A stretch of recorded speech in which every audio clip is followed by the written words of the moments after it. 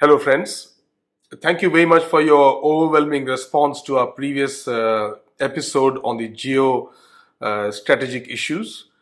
We had dealt with the Iran being possibly ensnared by the Chinese dragon, and then the likelihood of a vacuum in Afghanistan with the exit of US troops and the kind of geopolitical scenario or threats that this posed to India on the northwestern borders. And today, let's touch upon another Eurasian giant, and that's Russia. Notwithstanding the fact that we have some kind of a nostalgic relationship, what with Awara Hoon and then Mera Juta Hai Japani, Fir Bhi Dil Hai Hindustani and Rusi Lal Topi. These are all there, and then the 71 intervention or the assistance by Russia kind of lulls us into assuming that we have a nice relationship there and we will get some support. Today's episode, let's just analyze what could be the compulsions of Russia in this respect. What are their geopolitical issues that besiege them? And to that extent, once again, we have as our guest retired Wing Commander BJP Rao to share with us his observations and his analysis so that we get a picture of that. Welcome to Wing Commander BJP Rao. Welcome, sir, to this platform, and we would like to share a few thoughts with you on Russia. Thank you, Mohan. Nice to be with you guys. And today, let us see the other big neighbor to the north, and that is the Russian Federation. Historically, India and Russia have had very cozy relationships. We followed their example of the 5-year plans to add critical infrastructure. Also, it became a major source for improving our defense hardware, especially after the 1962 conflict. And all the three services were picking up a good amount of military hardware from Russia. The culmination or the peak of that cozy relationship was manifest in the 1971 war, when without Russian support, we perhaps could have been in some serious trouble at the UN and other places too. However, coming back to the present, an important difference is that so far I was talking of not Russia exactly, but USSR, in short, the Soviet Union. But now what we're dealing with is the Russian Federation. So what's the difference? The difference is that in 1991, the USSR actually collapsed. So it took shape in 1922 and it collapsed in 1991. Now let us focus on the implications of that tectonic change. Firstly, all the constituent republics of the USSR, they became sovereign. So that amounted to a sudden shrinkage of the land area, number one. Number two, the population of the USSR also is no longer USSR. So the Russian Federation was just left with about half the population of what it was earlier, and that is about 147 million as on 2020. The population of Uttar Pradesh is 200 million plus. Have an idea of that. Right? And the other thing which happened was that an economic collapse of Russia. So that is the second implication. The third implication was that in the meantime, what happened was the European nations, though not very large individually, and the idea of European integration is an old one, but that took shape, actually speaking. And they formed the bloc known as the European Union. It became a reality by 1991. Number two is that talking of the two military pacts, which happened immediately after the Second World War, you had the NATO on the western side and you had the Warsaw Pact. So with the Russian collapse in 1991, it also meant the death of the Warsaw Pact. While the NATO remained intact. And not only that, subsequently within the next till about, by 2004, what happened was that the NATO added 10 countries from the Warsaw Pact, which chose to be part of NATO. So while you lost your military alliance, your strength has added to your adversary's strength.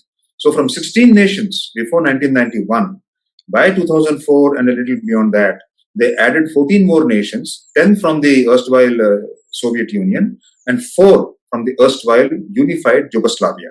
So that increased their strength from 16 to 30.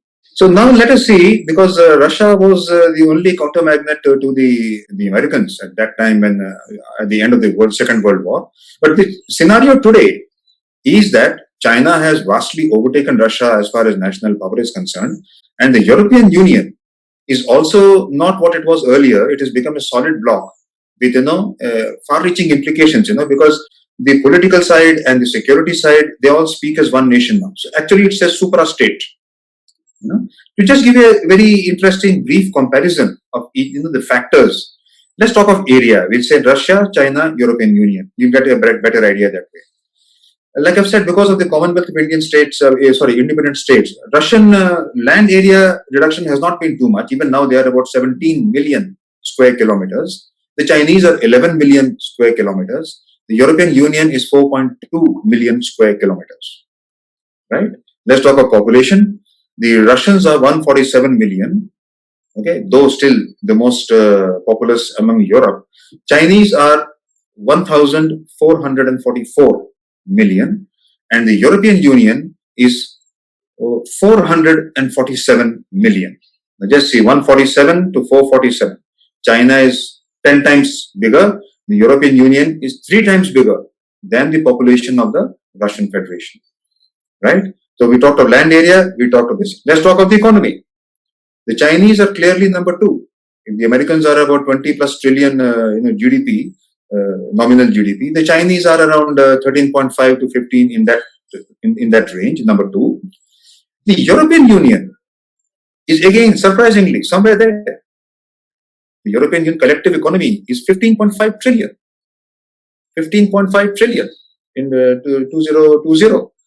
The Russian is barely 1.5 trillion, and they are smaller than India's GDP. We are around 2.5, aiming to be 5 trillion. They are at 1.5 trillion. So where is 1.5 trillion and where is the EU with 15.5 trillion? 10 times. You see the point? So the only one factor which keeps the Russian image as something as a huge power is their nuclear stockpile. Even today, they have 6,850 nuclear warheads. So that is that is the basis of their power. Yes, it is the tallest stockpile of any country in the world even today, of which 1,600 are always in a state for immediate ready use. Yeah. So, sir, if you could unpack to us the bullying that Russia did around Ukraine, which resulted in the loss of trust of some of their earlier erstwhile partners, who will be yes, ma'am. Yes, ma'am. That's a very important point you've touched, because let's take the example of the recent happenings. In 2014, there was an event in the Ukraine. By the way, Ukraine was a constituent of the USSR, and it is between north of the Black Sea and south of the Russian Federation.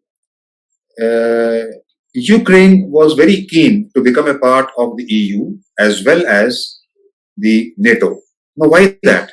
It shows the level of insecurity they have against big brother Russia. Now, one important point which is common to all the erstwhile Russian constituents is that there has been a sizable Russian diaspora in virtually every single state. Number one. Number two, the Russian Federation has made clear its policy that they will support their diaspora in all these countries. Okay? And to the extent that even if it requires the use of force, they will do so. So that becomes, like the Russian diaspora becoming the agents of the Russian Federation in each of these countries. So there's a mistrust on that. The reason why you have 10 countries joining the NATO and the others joining the EU, they've even got countries to join the EU, So that is because of the large amount of mistrust of these, erstwhile Soviet republics. And now, in the backdrop of this, you have China emerging as a superpower, quite a big power here. I think that must also be making Russia very, very uneasy. Yeah. So, like I've said, the Chinese have caught up with the Russians to a large extent as far as hardware is concerned, and in terms of military, prowess, the Russians may have some more stockpiles of nukes, but the Chinese have enough to cause unacceptable damage. So that way, their ranking is very straightforward now. US is the foremost power, both economy and military wise, and also they have their worldwide network of bases.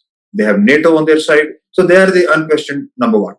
Number two is the Chinese, who are matching their power, and however, the European Union is matching it in terms of economy, but they have a little more way to go because when it comes to the nuclear power asymmetry, except for France and UK, and of course the US, they don't really. I mean, EU can't match the Russians or the Chinese as far as the nuclear prowess is concerned. And what happens is that I must tell you one important point: the recent annexation of Crimea has not gone down well with anybody, neither their erstwhile constituents nor the world at large. So the repercussions were that Russia was part of the G8.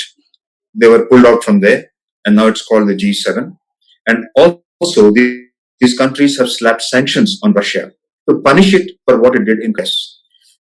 To cut a long story short, Mohan, let's not depend on Russia anymore as somebody who can bail us out of any trouble with number one or number two, that is either the US or the Chinese. They are not in that position at all in the first place. They will not want to do it also because then they make themselves vulnerable. Yeah. You get the point. So that is a point which must be driven home because a lot of us are still living in nostalgia and thinking that the big brother is going to be always there for us and the other thing. Sorry, it's not that now. And even the international geopolitics, staunch alliances and staunch groupings, that age is gone. There's a hell of a lot of competition between nations. So it's virtually each for oneself. And wherever there are convergences, they exploit that. Where there are divergences, they just stay apart. That is the that is the age we are entering into as far as international relationships go. That was an excellent analysis for our viewers, sir. The big takeaways are that in 71 it was the USSR, today it's Russia. There's a big difference. It's become greatly reduced in size, economy, and population. Then, whilst the erstwhile USSR broke up and it has now only become a smaller Russia, on the other side, these individual states have come together and formed a European Union. And then to add to it, the NATO, against which they had the Warsaw Pact. The Warsaw Pact countries actually, after the breakdown, moved over and joined the NATO, raising them from 16 to 30 countries. And while all this is happening, you also have China in the last few decades having emerged as another good power to counter them. So all these put together, barring except the fact that they have a lot of nukes in their arsenal, Russia is not one that can be the superpower that we think it is. No, it is not. And in all likelihood, like you say, they might at best remain neutral, if not be against. So we cannot count upon them, and we will have to make arrangements for our own self. So once again, excellent analysis and great insights, sir. Thank you very much. I'm sure my viewers have loved it. We shall definitely give you comments and feedback. Thanks a lot. Jai Hind. Thank you, Mohan. Always a pleasure. Thank you.